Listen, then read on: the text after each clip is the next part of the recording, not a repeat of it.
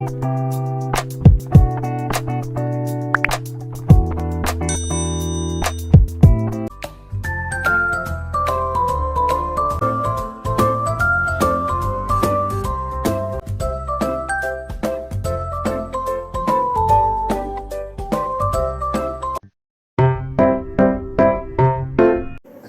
warahmatullahi wabarakatuh.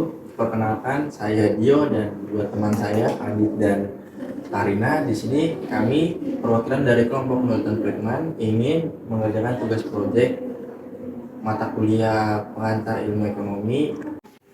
Untuk pertanyaan pertama, mungkin dari kalian berdua ada yang menjawab. Pertama pertanyaannya, apa yang mungkin kakak-kakak sekalian ketahui tentang penurunan ekonomi di Indonesia di masa kini atau masa lampau? Mungkin dari kalian berdua ada yang bisa jawab? Yang saya ketahui tentang krisis ekonomi itu merujuk pada kemerosotan ekonomi yang muncul secara tiba-tiba. Munculnya dapat mengandung beragam bentuk seperti krisis utang, krisis perbankan, pecahnya gunung aset, dan krisis neraca pembayaran. Jadi seperti itu. Atau mungkin kita bisa membahas tentang yang bencana yang mungkin melibatkan satu Indonesia, yaitu COVID-19. Oke, mungkin kita bisa masuk ke materinya aja tentang penurunan ekonomi di masa COVID-19. Kalau boleh saya nanya pertanyaan kedua, apa sih dampak besar bagi perekonomian Indonesia terhadap yang bencana yang disebutkan tadi, COVID-19? Mungkin Kak Adit bisa menjelaskan atau Kak Karina? Dampak besar perekonomian di Indonesia COVID-19 yaitu pertama, dampak yang sangat terasa dan mudah sekali dilihat adalah melemahnya konsumsi rumah tangga atau melemahnya daya beli masyarakat secara luas. Yang kedua, yang sangat terlihat di Indonesia sebagai bagian tidak terpisahnya dari ekonomi nasional adalah menurunnya angka investasi di berbagai sektor usaha. Yang ketiga adalah pelemahan ekonomi daerah dan nasional, penurunan penerimaan pajak, perlambatan pertumbuhan ekonomi menjadi tantangan bagi pemerintah daerah dan nasional di kala pandemi.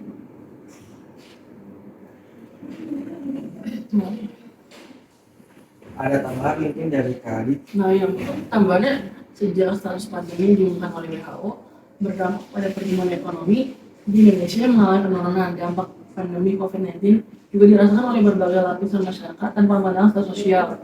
Hasil yang ditemukan adalah pertumbuhan ekonomi di Indonesia sangat lemah akibat adanya pandemi COVID-19, di mana pada tahun 2019 pertumbuhan ekonomi sebesar 5,02%. Namun sejak pandemi tahun 2020 mengalami penurunan menjadi 2,97%. Hal ini disebabkan oleh beberapa faktor seperti perlakuan PSBB, melemahnya daya konsumsi masyarakat, dan terjadi PHK besar-besaran karena perusahaan mengalami kerugian masa pandemi.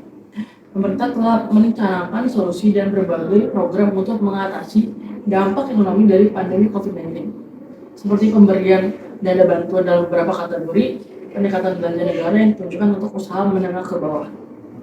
Itu saja. Terima kasih. Mungkin pendapat dari kakak berdua mungkin bisa saya simpulkan yang kakak Alia dan kakak Adit jelaskan. Pada saat pandemi COVID-19, Indonesia sedang mengalami penurunan ekonomi yang juga mungkin bisa dirasakan. Terima kasih pendapatnya dari Kak Adit dan Kak Karina.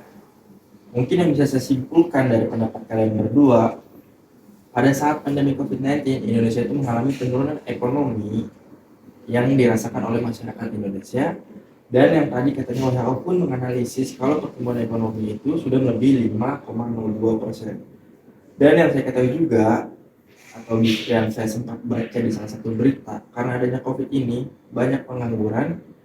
Mungkin kakak-kakak sekalian bisa menjelaskan lebih lanjut dari segi mengatasi atau apa dampak dari penurunan tersebut. Dari Kak Adit?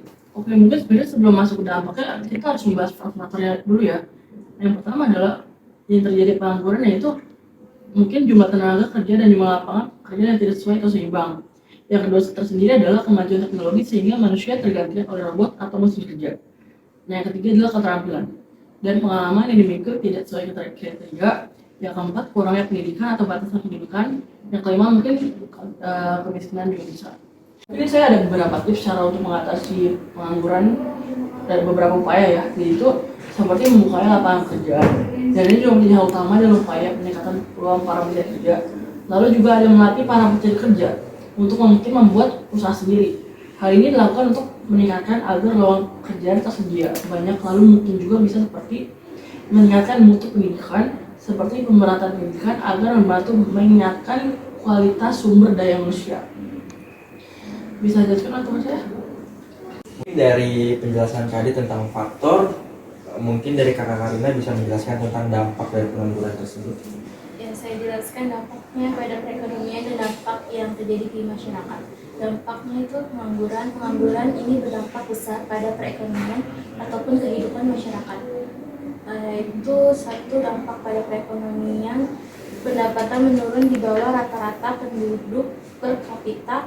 Menurutnya jumlah penerimaan pemerintah dari sektor pajak, naiknya biaya sosial yang harus dikeluarkan oleh pemerintah, dan tentunya hal ini juga menambah utang negara. Yang kedua itu dampak pada masyarakat, tidak memanfaatkan atau menghilangkan kemampuan yang dimiliki, timbulnya ketidakstabilan politik dan sosial. Teman-teman, mungkin itu saja yang bisa kami bertiga sampaikan. Mohon maaf kalau ada salah kata. Semoga yang kita sampaikan dapat bermanfaat. Akhir kata, wassalamualaikum warahmatullahi wabarakatuh.